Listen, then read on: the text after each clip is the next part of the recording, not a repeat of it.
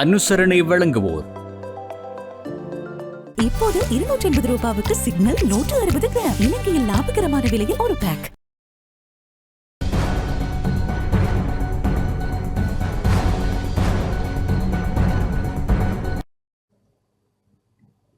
வணக்கம்.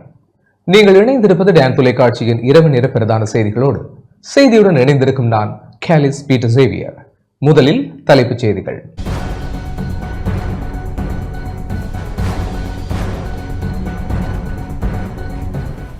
உள்ளூராட்சி மன்ற தேர்தலுக்கான தபால் மூல வாக்களிப்பு இன்று ஆரம்பம். அரசு திணைக்களங்கள், போலீஸ் நிலையங்களில் வாக்களிப்பு. திருத்தந்தையின் மறைவையொட்டி எதிர்வரும் 26ஆம் தேதி துக்க தினம். கொழும்பு குற்றவியல் பிரிவின் முன்னாள் உதவி போலீஸ் அத்தியட்சர் நெவில் சில்வா மாத்தறை நீதிமன்றில் சரண். டான் பிரியசாத்தின் உயிரிழப்பில் சந்தேகம் இருப்பதாக பெரமுனவின் பொதுச் செயலாளர் சாகர காரியவசம் தெரிவிப்பு. பெண்ணொருவரை கொலை செய்த நபருக்கு மரண தண்டனை. ஹசாவில் உள்ள பாடசாலை மீது இஸ்ரேல் நடத்திய வான் தாக்குதலில் 45 பேர் உயிரிழப்பு.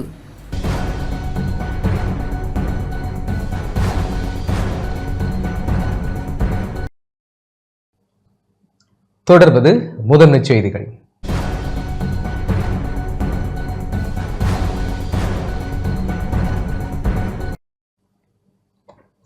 உள்ளூராட்சி மன்ற தேர்தலுக்கான தபால் மூல வாக்களிப்பு இன்று ஆரம்பமாகியுள்ளதாக தேர்தல் ஆணையாளர் நாயகம் சமன் ஸ்ரீ ரத்நாயக்க தெரிவித்துள்ளார். உள்ளூராட்சி மன்ற தேர்தலுக்கான தபால் மூல வாக்களிப்பு இன்று முதல் ஆரம்பிக்கப்பட்டுள்ளதாக தேர்தல் ஆணையாளர் நாயகம் சமன் ஸ்ரீ ரத்நாயக்க தெரிவித்துள்ளார். இன்று நடைபெற்ற ஊடகவியலாளர் சந்திப்பின் போதே அவர் இவ்வாறு குறிப்பிட்டார். 2025 පළාත් පාර්ලිමේන්තුවේ සඳහා තැපැල් ඡන්ද විමසීම අද 24, 25, 28 සහ 29 කියන இன்றுடன் ஏப்ரல் 25, 28 மற்றும் 29 ஆகிய திகதிகளிலும் தபால் மூல வாக்குகளை அளிப்பதற்கான வாய்ப்பு வழங்கப்பட்டுள்ளதாக ஆணைக்குழு தெரிவித்துள்ளது. அரசு நிறுவனங்கள், போலீசார், முப்படைகள், பாடசாலை கூட்டுத்தாபனங்கள் மற்றும் அரசியலமைப்பு சபை உள்ளிட்ட அனைத்து நிறுவனங்களின் தபால் மூல வாக்கு விண்ணப்பதாரர்கள் இந்த 4 நாட்களில் தங்கள் தபால் மூல வாக்குகளை பதிவு செய்ய வாய்ப்பு கிடைக்கும். இந்த ஆண்டு உள்ளூராட்சி மன்ற தேர்தல் தொடர்பாக 6,48,495 விண்ணப்பதாரர்கள் தபால் மூலம் வாக்களிக்க தகுதி பெற்றுள்ளதாக தேர்தல் ஆணைக்குழு தெரிவித்துள்ளது. எவ்வாறாயினும் தபால் மூல வாக்குகளை பதிவு செய்வதற்கான நேரம் மேலும் நீடிக்கப்படாது என்று தேர்தல் ஆணையாளர் நாயகம் சமன் ஸ்ரீ ரத்நாயக்க சுட்டிக்காட்டியுள்ளார்.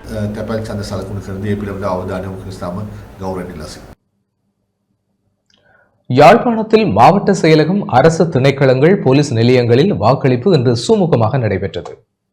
இன்றும் ஏப்ரல் 25, 28 மற்றும் 29 ஆகிய தேதிகளில் தபால் வாக்குகளை பதிவு செய்வதற்கான சந்தர்ப்பம் வழங்கப்பட்டுள்ளது. அந்த வகையில் மானிப்பாய் போலீஸ் நிலையத்தில் போலீஸ் நிலைய பொறுப்பதிகாரி குணத்திலகவின் கீழ் தபால் மூல வாக்களிப்பு இடம்பெற்றது. போலீஸ் உத்தியோகத்தர்கள் ஆர்வத்துடன் பங்கேற்றிருந்தனர்.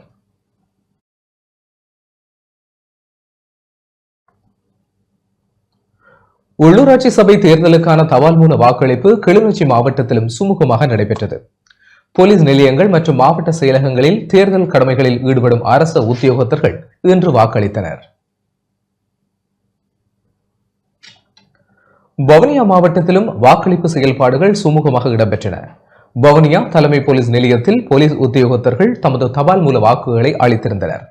இதேவேளை வவுனியா மாவட்டத்தில் 5,550 பேரும், முல்லைத்தீவில் 3,807 பேரும், மன்னாரில் 3,792 பேரும், வன்னியர் தேர்தல் மாவட்டத்தில் 13,149 பேரும் வாக்களிக்க தகுதி பெற்றுள்ளமை குறிப்பிடத்தக்கது. கிழக்கு மாகாணத்தில் அரசு திணைக்களங்களில் தபால் மூல வாக்களிப்பு அமைதியான முறையில் நடைபெற்றதை அவதானிக்க முடிந்தது. மட்டக்களப்பு மாவட்டத்தில் 11,554 பேர் தபால் மூலம் வாக்களிக்க தகுதி பெற்றுள்ளனர். மட்டக்களப்பு மாவட்ட செயலகம் உட்பட பிரதேச செயலகங்களில், கல்வி திணைக்களங்கள் மற்றும் போலீஸ் நிலையங்களிலும் திட்டமிடப்பட்ட வகையில் தபால் மூல வாக்களிப்பு ஆரம்பமாக இருந்தது. நாளைய தினம் தபால் மூலம் வாக்களிக்க தகுதி பெற்றவர்கள் தமக்குரிய வாக்களிப்பு மையங்களில் வாக்களிக்க முடியும் என்பதோடு, நாளைய தினம் வாக்களிக்க தவறுவோர் எதிர்வரும் 28 மற்றும் 29ஆம் தேதிகளில் மாவட்ட தேர்தல் அலுவலகத்தில் வாக்களிக்க முடியும் என மட்டக்களப்பு மாவட்ட தெரிவத்தாட்சி அதிகாரி ஜஸ்டினா முரளிதரன் தெரிவித்துள்ளார்.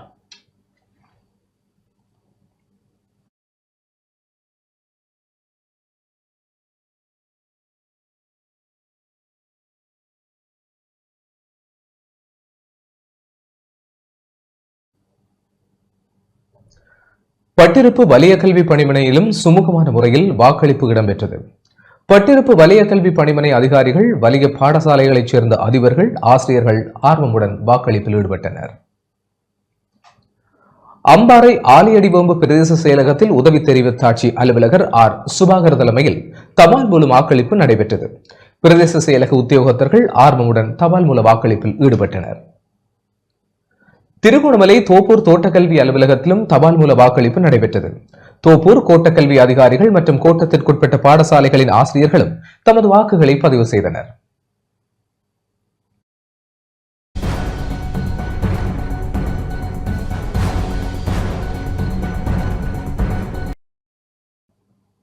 சர்வதேச நாணய நிதிய நிதி வசதி திட்டத்தின் கீழ் இலங்கையின் 4வது மதிப்பாய்வு குறித்து இந்த வாரத்திற்குள் பணியாளர்கள் மட்ட உடன்பாட்டை எட்ட முடியும் என்று பிரதி அமைச்சர் அனில் ஜயந்த பெர்னாண்டோ தெரிவித்துள்ளார்.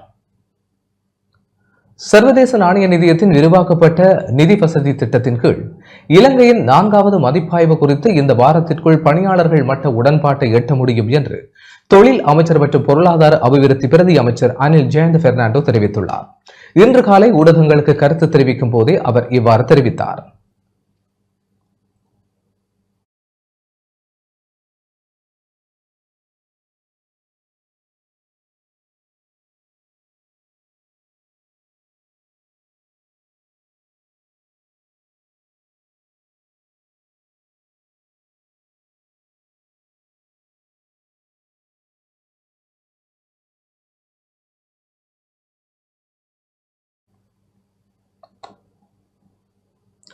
திருத்தந்தையின் மறைவையொட்டி துக்க தினம் அனுஷ்டிக்கப்பட உள்ளது. திருத்தந்தை பிரான்சிஸின் மறைவையொட்டி இலங்கையில் எதிர்வரும் 26ஆம் தேதி துக்க தினமாக அறிவிக்கப்பட்டுள்ளது. திருத்தந்தை பிரான்சிஸ் இறைபதம் அடைந்துள்ள நிலையில் அவருடைய இறுதி கிரிகைகள் எதிர்வரும் 26ஆம் தேதி வெட்டிகானில் இடம்பெறவுள்ளது. அதனை முன்னிட்டு பொது நிர்வாக, மாகாண சபைகள் மற்றும் உள்ளூராட்சி அமைச்சு இந்த அறிவித்தலை இன்று வெளியிட்டுள்ளமை குறிப்பிடத்தக்கது. நித்திய இளைப்பாறிய திருத்தந்தை பிரான்சிஸின் திருவுடலுக்கு இன்று கொழும்பு பேராயர் கர்தினால் மல்கம் ரஞ்சித் ஆண்டகை அஞ்சலி செலுத்தினார். பாப்பரசர் தனது 88வது வயதில் கடந்த திங்கட்கிழமை நித்திய இறைப்பாறுதல் அடைந்தார். பாப்பரசரின் திருவுடல் பொதுமக்கள் அஞ்சலிக்காக அரசு மரியாதையுடன் வெட்டிகானில் உள்ள சென்ட் பீட்டர்ஸ் தேவாலயத்தில் வைக்கப்பட்டுள்ளது. நாளை மறுதினம் பாப்பரசரின் இறுதி கிரிகைகள் நடைபெறவுள்ளன.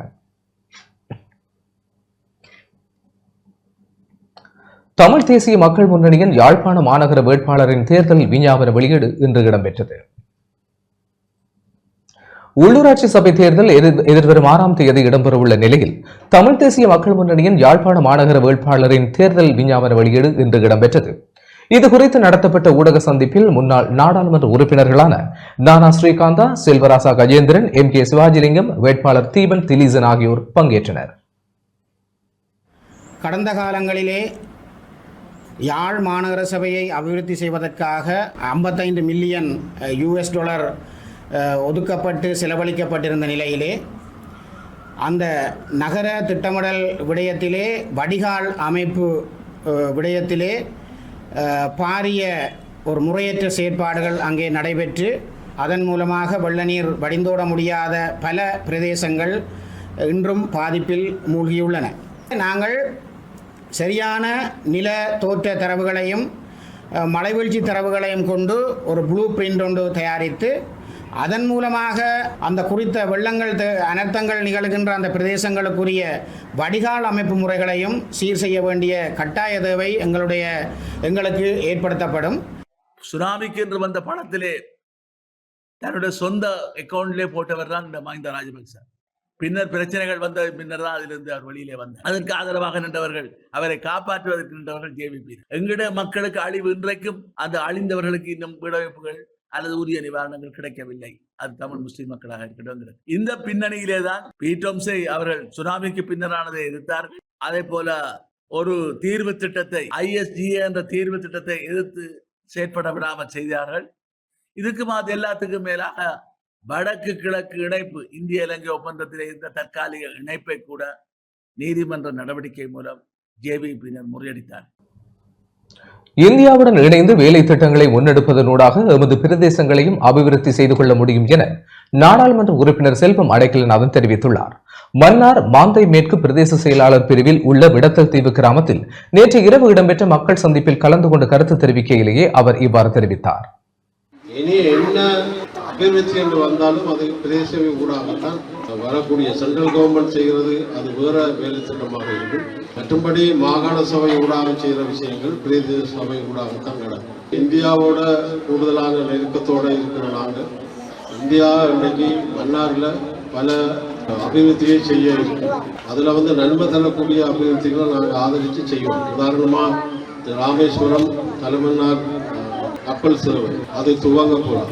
அப்படி சில வேலைகளை நாங்கள் இந்தியாவோட சேர்ந்து செய்கிற போது எங்களோட பிரதேசம் வளர்ப்போம். வவுனியா பூந்தோட்டம் பகுதியில் அமைச்சர் பிமல் ரத்நாயக்கவின் பங்கேற்புடன் தேசிய மக்கள் சக்தியின் உள்ளூராட்சி மன்ற தேர்தல் பிரச்சார கூட்டம் நேற்று இரவு இடம்பெற்றது. நாடாளுமன்ற உறுப்பினர் மானா ஜெகதீஸ்வரன் மற்றும் வட்டாரங்களின் வேட்பாளர்கள் பொதுமக்கள் பலர் கூட்டத்தில் கலந்து கொண்டனர். நாட்டின் பாதுகாப்பு நிலைகுலைந்து மக்கள் அச்சம் கொள்ளும் நிலை உருவாகியுள்ளதாக நாடாளுமன்ற உறுப்பினர் ரிசாட் பதியுதீன் தெரிவித்துள்ளார். வவுனியா அண்ணா நகரில் ஐக்கிய மக்கள் சக்தியின் தேர்தல் பிரச்சார கூட்டம் நேற்று இடம்பெற்றது. குறித்த கூட்டத்தில் வன்னி நாடாளுமன்ற உறுப்பினர்களான ரிசாட் பதியுதீன், முத்து முகமது மற்றும் கட்சி ஆதரவாளர்கள் பலர் கலந்து கொண்டனர். இந்திய அரசாங்கத்துடைய வருகைக்கு பிறகு அடிக்கடி இவ்வாறான கொலைகள், பாதாள உலக கோஷ்டினுடைய கொலைகள், அதே போல இவ்வாறான சம்பவங்கள் அடிக்கடி நாட்டிலே நடந்து கொண்டிருக்கிறது. இவ்வாறான கொலைகள் இந்த நாட்டிலே தொடர்ந்தேர்ச்சியாக நடந்து வருவது இந்த நாட்டிலே எதிர்காலத்திலே சுற்றுலாத்துறை பாதிக்கப்படுவதற்கும் இந்த நாட்டுடைய பாதுகாப்பு நிலை குறித்து மற்ற நாடுகள் அச்சம் கொள்கின்ற ஒரு நிலையில் இந்த நாட்டில் இருக்கின்ற சாதாரண மக்கள் மச்சப்படுகின்ற ஒரு நிலை வரக்கூடிய வாய்ப்புகள் இருக்கின்றன. தேர்தலுக்கு முன்னர் சொன்ன எத்தனையோ வாக்குறுதிகள் இன்னும் நிறைவேற்றப்படாத வாக்குறுதிகளாகவே இருந்து கொண்டிருக்கிறது. இந்த அரசாங்கம் எதிர்க்கட்சியாக இருக்கின்ற பொழுது பயங்கரவாத தடை சட்டத்துக்கு எதிராக பேசி வந்தார்கள். அவர்கள் சொன்னார்கள் அதை இல்லாமல் ஆக்க வேண்டும் என்று அதற்கு எதிராக பேசியவர்கள். ஆனால் அதே பயங்கரவாத சட்டத்தை பயன்படுத்தி சின்ன சின்ன விஷயங்களுக்காக போஸ்டர் ஒட்டுவதற்கு எதிராக, அதே போல் சின்ன சின்ன ஃபேஸ்புக்கில் இருக்கின்ற செய்திகளுக்காக பயங்கரவாத தடை சட்டத்தை பயன்படுத்தி கைது செய்வது வேடிக்கையாக இருக்கிறது. எனவே இந்த அரசாங்கம் அவசரமாக தாங்கள் கொடுத்த வாக்குறுதியான பிடிஐயை பயங்கரவாத தடை சட்டத்தை நீக்குகின்ற பணியை செய்ய வேண்டும் என்று நாங்கள் வேண்டுகிறோம். அதே போல இன்றைய இந்த அரசாங்கம் அத்தியாவசிய பொருட்களுடைய விஷயங்களிலே இன்னும் மெத்தன போக்கோடு தான் நடந்து கொள்கிறார்கள். அதை அவர்கள் கவனத்தில் கொண்டு செயல்படுத்த வேண்டும். அரசாங்கம் தேர்தல் மேடைகளில் வழங்கிய வாக்குறுதிகளை நிறைவேற்றவில்லை என ஸ்ரீலங்கா முஸ்லிம் காங்கிரஸ் கட்சியின் நாடாளுமன்ற உறுப்பினர் MS தௌபிக் தெரிவித்துள்ளார். திருகோணமலை மூதூரில் ஊடகங்களுக்கு கருத்து தெரிவிக்கும் போதே அவர் இவ்வாறு குறிப்பிட்டார். உங்களுக்கு தெரியும், இந்த அரசாங்கம் கடந்த ஜனாதிபதி தேர்தல், அதை போன்று பொது தேர்தலில் கொடுத்த வாக்குறுதிகள், அவர்களுடைய பிரச்சாரம் என்னவென்றால், அவர்கள் வந்தவுடன் உடனடியாக மஹிந்த ராஜபக்சவுடைய உகண்டாவில் இருக்கின்ற பணத்தை நாங்கள் இங்கு கொண்டு வருவோம். அதே போன்று பெட்ரோல் டீசலுடைய விலையை 100 ரூபாய் 150 ரூபாய்க்கு நாங்கள் குறைத்து தருவோம். அதே போன்று ஒரு அரிசி மணி கூட நாங்கள் வெளிநாட்டிலிருந்து இறக்குமதி செய்ய மாட்டோம். இப்படி பல வாக்குறுதிகளை கொடுத்திருந்தார்கள். ஆனால் இன்று உங்களுக்கு தெரியும், வறுமை கோட்டில் கீழ் வாழுகின்ற மக்கள் பாரிய ஒரு சிக்கல்களில் இருந்து கொண்டிருக்கின்றது. தேங்காயின் விலை எடுத்து பார்த்தால் கிட்டத்தட்ட 250 ரூபாய் தேங்காயின் விலை போய்க் கொண்டிருக்கின்றது.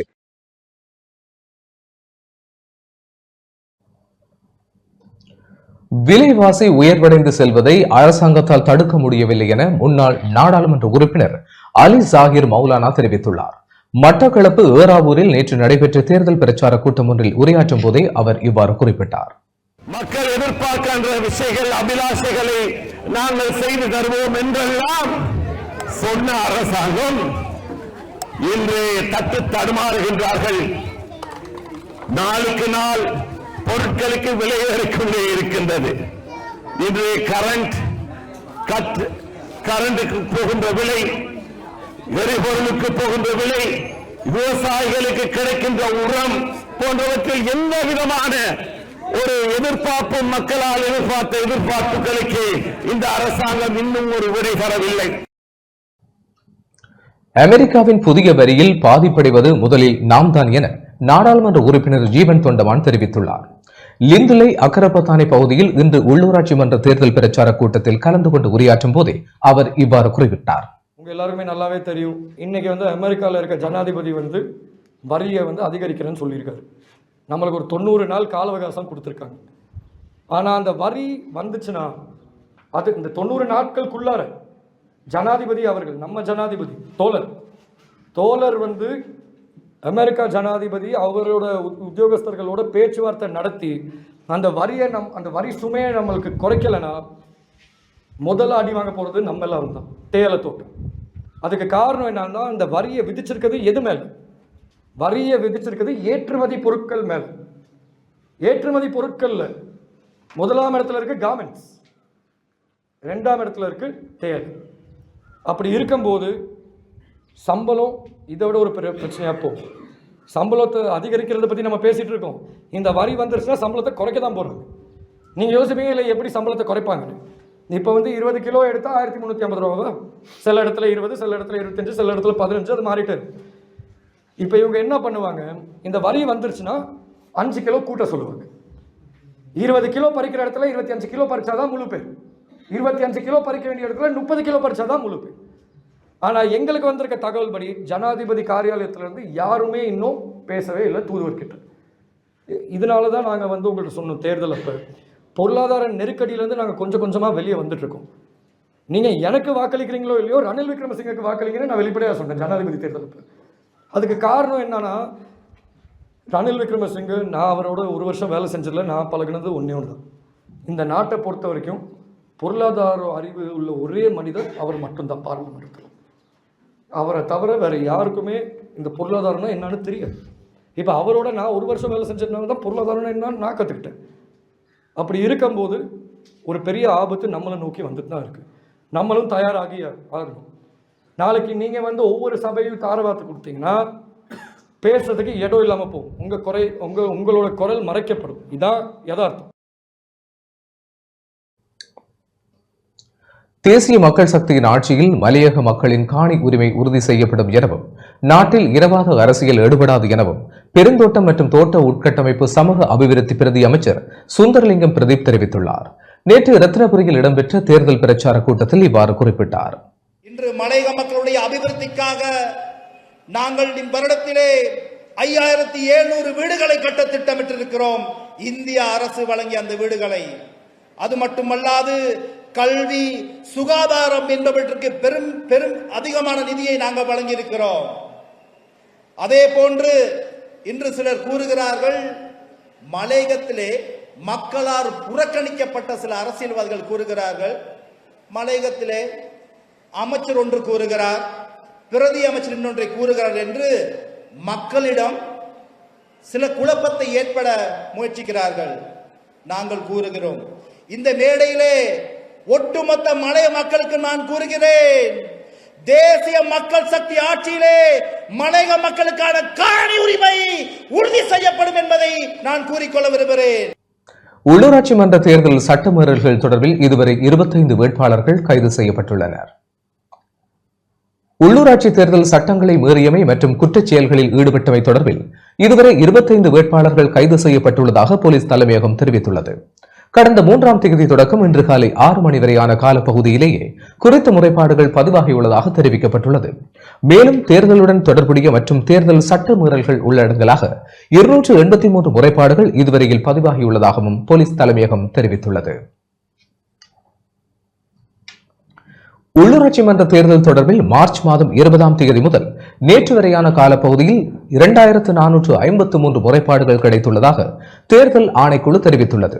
அதன்படி வன்முறை சம்பவங்கள் தொடர்பில் 12 முறைப்பாடுகளும், தேர்தல் சட்டங்களை மீறியமை தொடர்பில் 2266 முறைப்பாடுகளும், ஏனைய விடயங்கள் தொடர்பில் 175 முறைப்பாடுகளும் கிடைத்துள்ளதாக தேர்தல் ஆணைக்குழு மேலும் தெரிவித்துள்ளது.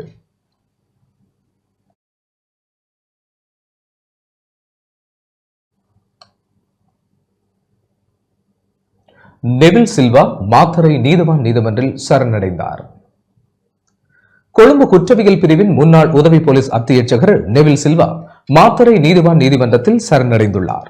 இன்று அவர் நீதிமன்றத்தில் சரணடைந்ததாக தெரிவிக்கப்படுகிறது.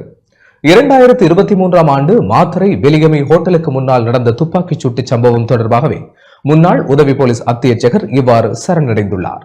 இந்த சம்பவம் தொடர்பாக போலீஸ் மா அதிபர் தேசபந்து தின்னக்கோன் உட்பட 8 சந்தேக நபர்களை கைது செய்து நீதிமன்றத்தில் ஆஜர்படுத்த மாத்தறை நீதிவான் சமீபத்தில் உத்தரவிட்டிருந்தார். மேற்படி முன்னாள் உதவி போலீஸ் அத்தியட்சகர் இந்த வழக்கில் 9வது சந்தேக நபர் என்பது குறிப்பிடத்தக்கது.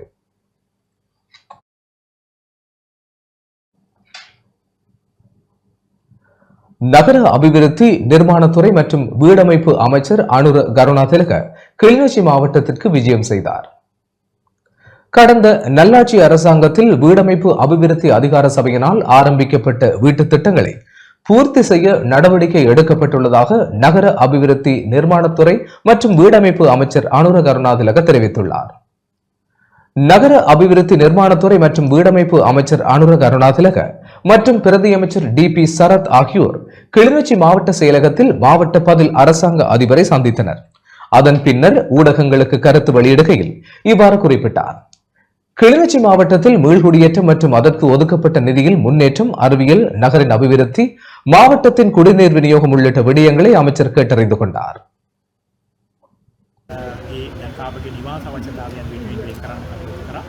ඉතින් අපි බලාපොරොත්තු වෙනවා මේ මුදල නිසියාකාරව පාවිච්චි කරලා ඒ වගේම තවත් අපි සාකච්ඡා කරන කරුණක් තමයි ප්‍රදේශයේ ජනතාවට විශේෂයෙන් යුද්ධය වගේ නවතැන් වෙච්ච ජනතාව பிரதான ரயில் மார்க்கத்தின் போக்குவரத்தில் தொடர்ந்தும் தாமதம் ஏற்பட்டுள்ளது. பிரதான ரயில் மார்க்கத்தின் போக்குவரத்து தொடர்ந்தும் தாமதமாகியுள்ளதாக ரயில்வே திணைக்களம் தெரிவித்துள்ளது. கொழும்பு கோட்டையிலிருந்து மீரிகம நோக்கி பயணித்த ரயில் ஒன்று கம்பகா ரயில் நிலையத்திற்கு அருகில் நேற்று மாலை தடம் புரண்டது. கம்பகா ரயில் நிலையத்திற்கு அருகில் தடம் புரண்ட ரயிலை தண்டவாளத்தில் நிறுத்துவதற்கான நடவடிக்கை தொடர்ந்து முன்னெடுக்கப்பட்டு வருகிறது.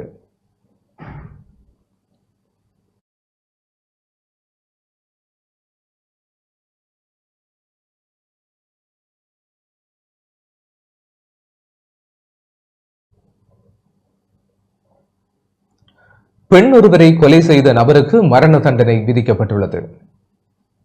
கொழும்பில் பெண் ஒருவரை கொலை செய்த குற்றச்சாட்டில் நபர் ஒருவருக்கு 10 வருடங்கள் கழித்து மரண தண்டனை விதித்து நீதிமன்றம் தீர்ப்பளித்துள்ளது. கொழும்பு மேல் நீதிமன்றம் இன்று இந்த உத்தரவை பிறப்பித்துள்ளது. இதுகுறித்து மேலும் தெரிய வருகையில் 2015ஆம் ஆண்டு ஜூலை மாதம் 29ஆம் தேதி பெஸ்டியன் மாவட்டத்தில் உள்ள தனியார் பேருந்து தரிப்பிடத்தில் பயணப்பொதியொன்றில் இருந்து பெண் ஒருவரின் உடல் கண்டெடுக்கப்பட்டது. இந்த சம்பவம் தொடர்பில் போலீசார் மேற்கொண்ட விசாரணைகளின் போது பல்வேறு திடுக்கிடும் உண்மைகள் வெளிவந்தன. குறித்த பயணப்பொதியில் இருந்து 2015ஆம் ஆண்டு செட்டியார் தெருவில் உள்ள விடுதியொன்றில் கொலை செய்யப்பட்ட தர்மராஜா கார்த்திகா என்ற பெண்ணின் உடல் மீட்கப்பட்டிருந்தது. இந்த குற்றச் செயலை மேற்கொண்ட பெட்ரிக் கிருஷ்ணராஜா என்கின்ற நபர் இவ்வாறு பெண்ணின் உடலை பயணப்பொதியில் சூட்சுமமாக மறைத்து பெஸ்டியன் மாவட்டத்தில் உள்ள தனியார் பேருந்து தரிப்பிடத்தில் வைத்துச் சென்றுள்ளார். குறித்த சம்பவம் தொடர்பில் கைது செய்யப்பட்ட குறித்த நபருக்கு எதிரான வழக்கு 10 ஆண்டுகளாக விசாரிக்கப்பட்டு வந்தது. இந்த நிலையில் குறித்த வழக்கு இன்று மேல் நீதிமன்ற நீதிபதி ஆதித்ய வடபெந்திகை முன்னிலையில் விசாரணைக்கு எடுத்துக் கொள்ளப்பட்டது. இதன்போது குறித்த நபருக்கு எதிரான குற்றங்கள் நிரூபிக்கப்பட்டதை அடுத்து அவருக்கு மரண தண்டனை விதித்து நீதிபதி தீர்ப்பளித்தார். தீர்ப்பளிக்கப்பட்ட சந்தர்ப்பத்தில் முன்னிலையாக இருந்த குற்றவாளியான பெட்ரிக் கிருஷ்ணராஜா தாம் நிரபராதி என நீதிமன்றில் தெரிவித்திருந்தார். எனினும் அவருக்கு எதிராக முன்வைக்கப்பட்ட அனைத்து குற்றங்களும் எவ்வித சந்தேகங்களும் இன்றி நிரூபிக்கப்பட்டதால் அவருக்கு மரண தண்டனை விதித்து மேல் நீதிமன்றம் தீர்ப்பளித்தமை குறிப்பிடத்தக்கது.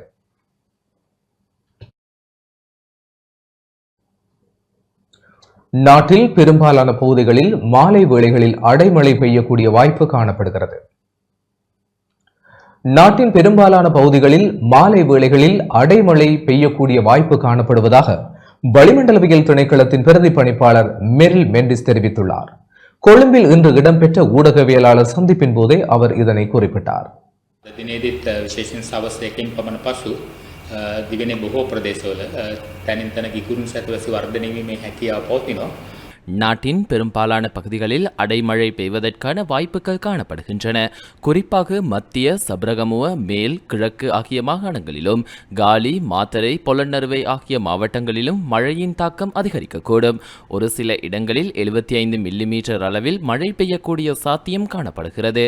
இதில் விசேடமாக மின்னல் தாக்கம் பற்றி கூற வேண்டும். மாலை வேளைகளில் மின்னலின் தாக்கம் அதிகமாக காணப்படும்.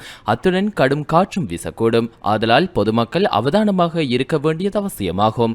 கடற்கரை பகுதிகளை பொறுத்தவரையில் புத்தளம் மன்னாரோடாக காங்கேசன்துறை வரையிலும் காலி மாத்தரையோடாக ஹம்பாந்தோட்டை வரையிலும் ஓரளவு காற்று வீசக்கூடும். පුත්තලම සිට මන්නාරම හරහා කංකසන්තුරේ දක්වා සහ ඒ වගේම ගාල්ල සිට මාතර හරහා හම්බන්තොට දක්වා වලලු වෙන මුත් ප්‍රදේශවල මේ ශ්‍රී ලංකාවේ විතක පැයට කිලෝමීටර් 40 45 පවන දක්වා වැඩි වෙන්න පුළුවන්.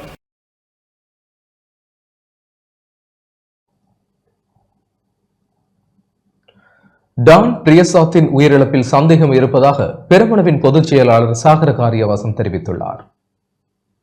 நாட்டின் தேசிய பாதுகாப்பு மிக மோசமான நிலையில் உள்ளதாக ஸ்ரீலங்கா பொதுஜன பெருமனவின் பொதுச் செயலாளர் சாகர காரியவாசம் தெரிவித்துள்ளார். கொழும்பில் இன்று இடம்பெற்ற ஊடகவியலாளர் சந்திப்பின் போதே அவர் இதனை தெரிவித்துள்ளார். ගෙයක් ඇතුළට ගිහිල්ලා වෙඩි තියලා යන්න පුළුවන් තැනකට මේ රටේ ජාතික ආරක්ෂාව පත් කරලා තියෙනවා නම් මං හිතන්නේ මේ රටේ තත්ත්වය ඉතාම ඛේදනීයයි. பொதுஜன பெரமுனவின் உள்ளூராட்சி மன்ற தேர்தல் வேட்பாளரான டான் பிரியசாத் கொலை செய்யப்பட்டுள்ளார். அவருடைய கொலையில் சந்தேகத்தை தோற்றுவிக்கும் வகையில் அமைந்துள்ளன. அதற்கு 3 காரணங்கள் உள்ளன. டான் பிரியசாத் உயிரிழப்பதற்கு முன்னர் அவர் உயிரிழந்துள்ளதாக தகவல் வெளியானது. இந்த விடயம் அவருடைய உயிரிழப்பிற்காக காத்திருந்ததை போன்ற நிலைப்பாட்டை தோற்றுவித்துள்ளது. ஜேவிபியினருக்கு ஆதரவு தெரிவித்து வரும் சமூக ஊடகம் ஒன்று டான் பிரியசாத்தின் உயிரிழப்புடன் அவருடைய பெயரை இழிவுபடுத்த வகையில் கருத்துக்களை வெளியிட்டு வருகின்றன. இந்த விடயங்கள் அவருடைய மரணத்தை எதிர்பார்த்து காத்திருந்ததான சந்தேகத்தை தோற்றுவித்துள்ளது. உள்ளூராட்சி மன்ற தேர்தலுக்கு சில நாட்களே உள்ள நிலையில் பிரதான எதிர்க்கட்சி வேட்பாளரின் உயிரிழப்பு தொடர்பில் அரசாங்கம் எந்த கருத்தையும் முன்வைக்கவில்லை. ஆகவே இந்த விடயங்கள் அனைத்தும் நமக்கு சந்தேகத்தை தோற்றுவித்துள்ளன. நாட்டின் வரலாற்றில் நடந்த மிகப்பெரிய மற்றும் ஊழல் நிறைந்த வர்த்தகமான ஜேவிபியினரின் கண்டெய்னர் திருட்டுக்கு எதிராக மிக துணிச்சலான முறையில் செயற்பட்டவர்களுள் டான் பிரியசாத்தும் ஒருவர். அதேபோன்று இந்த அரசாங்கத்தின் பல தவறான நடவடிக்கைகளை வெளிப்படையாகவும் துணிச்சலாகவும் கண்டனம் செய்துள்ளார். இந்த நாட்டின் தேசிய பாதுகாப்பு மிக மோசமான நிலையில் உள்ளது. சாதாரண குடிமகனின் வாழ்வுக்கான உரிமையை இந்த நாடு இழந்துவிட்டது. මේ රටේ තත්ත්වය ඉතාම ඛේදනීයයි. அறக்கோட்டி புழுவின் தாக்கம் தொடர்பில் விவசாயிகளுக்கு விழிப்புணர்வை ஏற்படுத்த உள்ளதாக கிளிநொச்சி மாவட்ட பிரதி மாகாண விவசாய பணிப்பாளர் சோதிலட்சுமி விஜயராசா தெரிவித்துள்ளார். கிளிநொச்சி மாவட்டத்தில் அறக்கோட்டி புழுவின் தாக்கம் அதிகரித்து வருவதால் அதனை கட்டுப்படுத்த விவசாயிகள் விவசாய திணைக்களத்தின் அறிவுறுத்தல்களை பின்பற்றி செயல்பட வேண்டும் என கிளிநொச்சி மாவட்ட பிரதி மாகாண விவசாய பணிப்பாளர் சோதிலட்சுமி விஜயராஜா தெரிவித்துள்ளார். இன்று கிளிநொச்சியில் ஊடகங்களுக்கு கருத்து வெளியிடுகையில் இவ்வாறு குறிப்பிட்டார். கிட்டத்தட்ட 12,000 ஹெக்டேர் நிலப்பரப்பில் சிறு போக நெற்றிகை மேற்கொள்ளப்பட்ட போதும் தற்போது இராணுவ புழு என அழைக்கப்படும் அறக்கொட்டியான் தாக்கம் தற்போது அதிகரித்து வருகின்றமை எம்மால் அறியக்கூடியதாக இருக்கின்றது. இதன் தாக்கம் கணேசபுரம், குமரபுரம், உருத்திரபுரம், மகளங்காடு, பன்னங்கட்டி, கண்டாவளை, ஸ்கந்தபுரம், ராமநாதபுரம் ஆகிய பிரிவுகளில் தாக்கம் எம்மால் அவதானிக்கப்பட்டுள்ளது. இது தொடர்பாக ஒவ்வொரு விவசாய போதனாசிரியர் பிரிவுகளிலும் விவசாயிகளுக்கான விழிப்புணர்வு கருத்தரங்கு நடத்தப்பட்டு வருகின்றது. அத்துடன் விவசாயிகள் தமது வயல்களை தினமும் காலை அல்லது மாலை வேளைகளிலும் அவதானிப்பதன் மூலம் இப்புழுக்களை இனங்கண்டறிய முடியும். தாக்கம் காணப்படும் நேரத்தில் நாங்கள் முதலில் பாரம்பரிய முறையான கட்டுப்படுத்தல் முறைகளை மேற்கொள்ளணும். அம்முறைகளில் வயலை நீரை தேக்கி வடித்துவிட வேண்டும். அத்துடன் வரம்புகள் மற்றும் நீர் தேங்கி நிற்கும் இடத்துல சாம்பலை விசிறுவதன் மூலமும் இந்த புழுக்களை கட்டுப்படுத்தலாம். மற்றது வரம்பில் உள்ள களைகளை அகற்றுதல் வேண்டும். மற்றது கொக்கு, குருவி போன்ற புழுக்களை பிடிப்பதற்கு ஏதுவாக தென்னமட்டை அல்லது தடிகளை வயல்களில் குத்திவிட வேண்டும். தாக்கம் கூடுதலாக உள்ள போது மட்டும் பொருத்தமான சிபாரிசு செய்யப்பட்ட ரசாயனத்தை விசிறவும். சரியான நேரத்தில் காலை வேளைகளில் மருந்தினை விசிறணும். அத்துடன் சரியான மருந்து 16 லிட்டர் நீர்த்தாங்கி மருந்தினை ஏக்கருக்கு 8 தொடக்கம் 10 தாங்கி அளவில் விசிறுதல் வேண்டும். பண மோசடி சம்பவம் தொடர்பில் வேலிக்கடை சிறைச்சாலையில் அடைக்கப்பட்டுள்ள கைதியொருவர் வாட்ஸ்அப் குழுக்களின் குரல் பதிவுகளை வெளியிடுவது தொடர்பில் நடவடிக்கை எடுக்க வேண்டும் என பாதிக்கப்பட்டவர்கள் கோரிக்கை விடுத்துள்ளனர். சர்வ மக்கள் கட்சி என்ற பெயரில் இயங்கி மட்டக்களப்பில் வெளிநாடுகளுக்கு அனுப்புவதாக பண மோசடி செய்த நபர் வெலிக்கடை சிறைச்சாலையில் அடைக்கப்பட்டுள்ள நிலையில் அங்கிருந்து வாட்ஸ்அப் குரல் பதிவுகளை மேற்கொள்கின்றமை தொடர்பில் நடவடிக்கை எடுக்க வேண்டும் என பண மோசடியால் பாதிக்கப்பட்ட மக்கள் கோரிக்கை விடுத்துள்ளனர். மட்டக்களப்பு ஆரியம்பதியில் நடைபெற்ற ஊடகவியலாளர் சந்திப்பின் போதே பாதிக்கப்பட்டவர்கள் இவ்வாறு குறிப்பிட்டனர். சர்வமக்கள் கட்சின்னு சொல்லி நாகூர் ஆரம்பித்த உதயகலா என்பவர் நிறைய பேர்கிட்ட கனடாவுக்காக காசு வாங்கினவர். அதில் எனக்கிட்டையும் காசு கேட்டு வாங்கினவர். இப்போ வரைக்கும் இந்த காசு தரையில்லை. அந்த காசு எங்கே இருக்குது ஆற்றை கொடுத்து வச்சுக்கிறான்ற ஒரு சட்டியம் தெரியல. இப்போ வந்தவர் ஜெயிலில் இருக்கிறாங்க. ஜெயிலில் இருந்து நிறைய அறிக்கைகளையும் இதுகளையும் போட்டு கொண்டிருக்காங்க. இப்போ கிட்டத்தில் இவட பிள்ளையும் இவட மக்கள் பொம்பளை பிள்ளைகள் மூண்டும் அவட தாயாரும் மீடியாவில் பேட்டிகள் கொடுத்துருந்தாங்க. நாங்கள் இதை அரசியல் மயமாக்குறதுக்கு நாங்கள் இந்த மீடியாவை செய்யலை. எங்களோட கஷ்டத்துக்கு நாங்கள் காசை கொடுத்த சம்மந்தமாக தான் நாங்கள் கதைக்கிறோம்.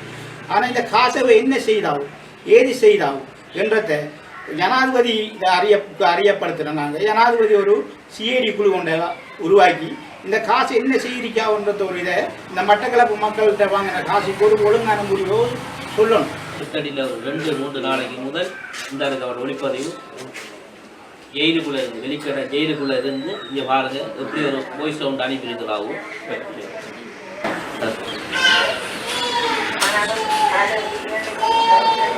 அப்போ எல்லாரும் பார்த்து கொள்ளுங்க. அவரோட ஜனாதிபதிகளுக்கு போய் சேரணும். என்னன்னா வெளிக்கிற ஜெயில் இலங்கை ஜெயிலில் இருந்து கொண்டு இவ்வளவு மக்களை ஏமாற்றி கொண்டு இவ்வளவு நிறைய பேர்களால் ரோட்டில் நிற்கிறாங்க.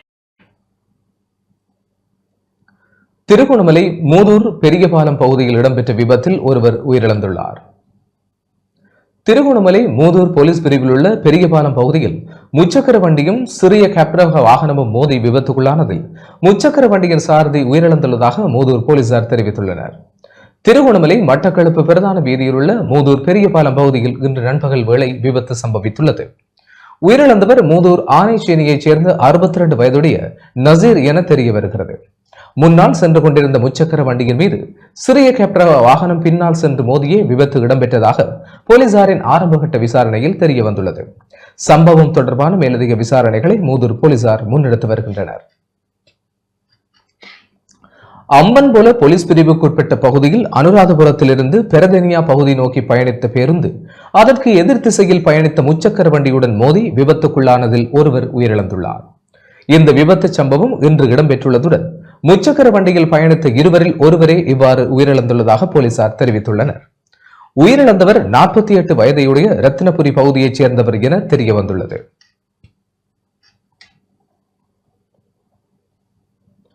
அகட்டுவேள போலீஸ் பிரிவுக்குட்பட்ட பகுதியில் காட்டு யானை தாக்கியதில் ஒருவர் உயிரிழந்துள்ளதாக போலீசார் தெரிவித்துள்ளனர். இந்த சம்பவம் இன்று இடம்பெற்றுள்ளதுடன் வீட்டு காணிக்குள் யானை நுழைய முயன்ற போது அதனை தடுக்க முற்பட்ட நபரே இவ்வாறு உயிரிழந்துள்ளார். உயிரிழந்தவர் 48 வயதுடைய அரட்டுவேள பகுதியைச் சேர்ந்தவர் என தெரிய வந்துள்ளது.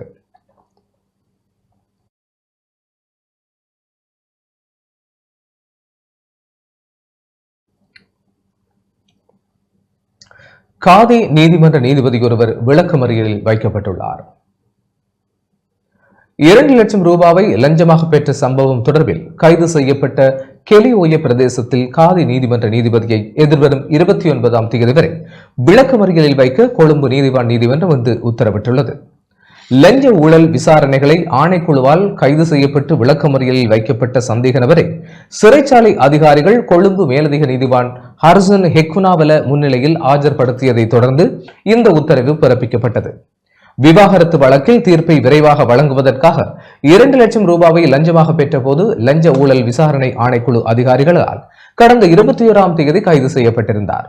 சம்பவம் தொடர்பான விசாரணைகள் இன்னும் நிறைவடையவில்லை என லஞ்ச ஊழல் விசாரணை ஆணைக்குழு அதிகாரிகள் முன்வைத்த சமர்ப்பணங்களை பரிசீலித்த மேலதிக நீதிவான் சந்தேக நபரை எதிர்வரும் 29ஆம் தேதி வரை விளக்கமறியலில் வைக்க உத்தரவிட்டார்.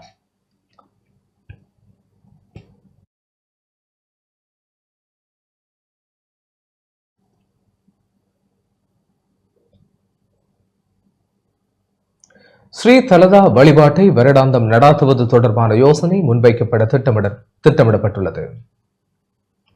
வருடாந்தம் தலாத வழிபாட்டு நிகழ்வை நடத்துவது தொடர்பான முன்மொழிவை மகாநாயக்க தேரர்கள் மற்றும் தியபடன நிலைமையிடம் முன்வைக்கவுள்ளதாக மத்திய மாகாண ஆளுநர் பேராசிரியர் சரத் அபேகோன் தெரிவித்துள்ளார்.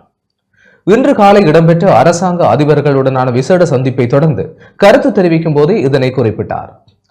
சுகாதார பிரிவின் வேண்டுகோளுக்கு அமைவாக கேண்டியின் தற்போதைய நிலைமை குறித்து முடிவெடுப்பதற்காக குறித்த கலந்துரையாடல் இடம்பெற்றதாக அவர் தெரிவித்தார். கண்டி ஸ்ரீ தலதா மாளிகையில் உள்ள புத்த பகவானின் புனித தந்த தாதுவை நேரடியாக தரிசிக்கும் ஸ்ரீ தலதா வழிபாட்டு நிகழ்வுக்கு மறு அறிவித்தல் வரும் வரை வருகை தருவதை தவிர்க்குமாறு யாத்ரீகர்களுக்கு கோரிக்கை விடுக்கப்பட்டுள்ளது.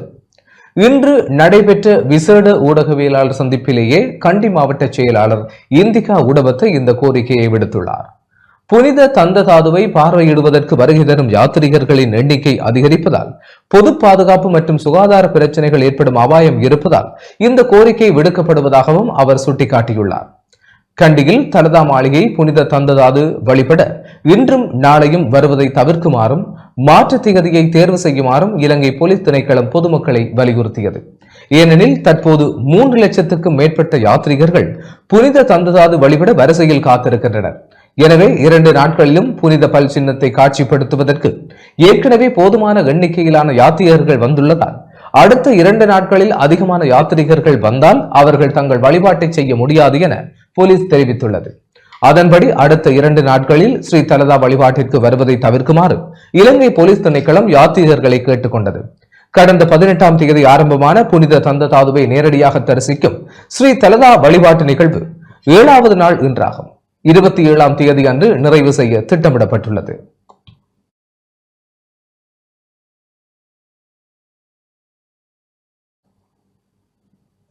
கண்டி ஸ்ரீ தலதா மாளிகையில் உள்ள புத்த பகவானின் புனித தந்த தாதுவை நேரடியாக தரிசிக்கும் நிகழ்வுக்கு ஏற்பாடு செய்யப்பட்டிருந்த விசேட ரயில் சேவைகள் மறு அறிவித்தல் வரும் வரை நிறுத்தி வைக்கப்பட்டுள்ளதாக ரயில்வே பொது முகாமையாளர் தெரிவித்தார்.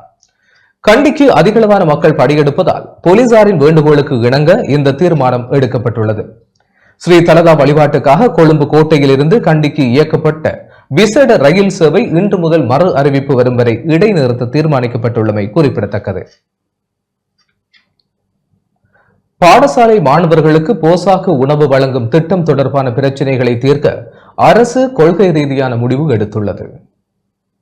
உலக உணவு திட்டத்தின் உதவியுடன் நடைமுறைப்படுத்தப்படும் நாட்டில் உள்ள பாடசாலை மாணவர்களுக்கு போசாக்கான உணவை வழங்கும் திட்டத்துடன் தொடர்புள்ள பிரச்சினைகளுக்கு தீர்வு கண்டு அதனை செயல்படுத்த கொள்கை ரீதியான முடிவு எடுக்கப்பட்டுள்ளதாக ஜனாதிபதியின் செயலாளர் கலாநிதி நந்திக சனத்குமார் நாயக்க தெரிவித்துள்ளார்.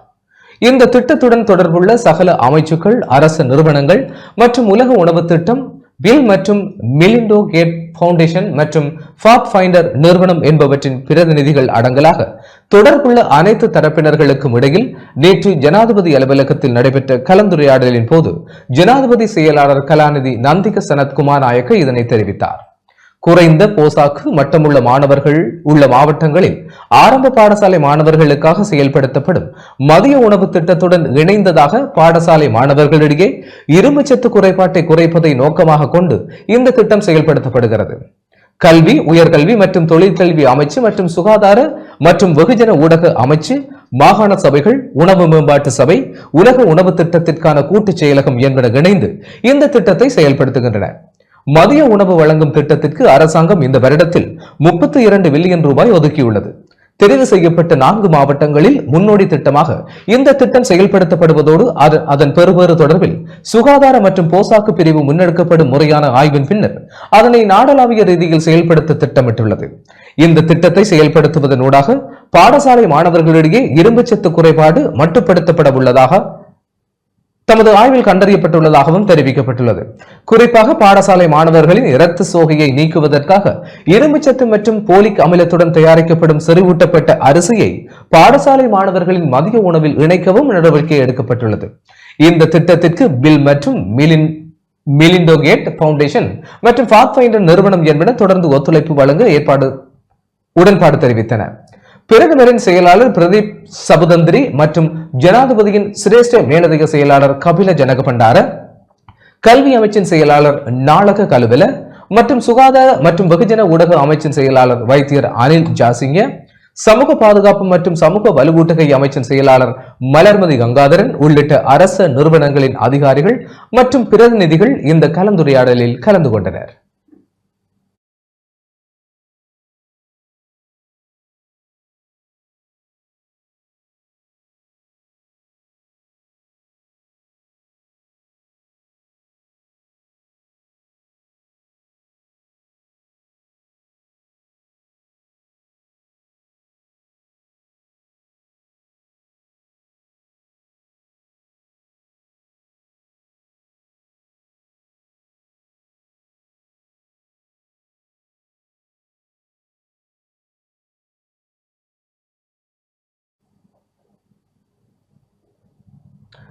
இத்துடன் டான் தொலைக்காட்சியின் இரவு நேர பிரதான செய்திகள் நிறைவடைகின்றன.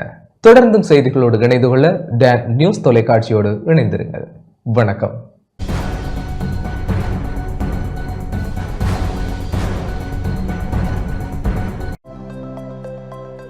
அனுசரணை வழங்கியோர் இப்போது 250 ரூபாவுக்கு சிக்னல் 160 கிராம். இலங்கையில் லாபகரமான விலையில் ஒரு பேக்.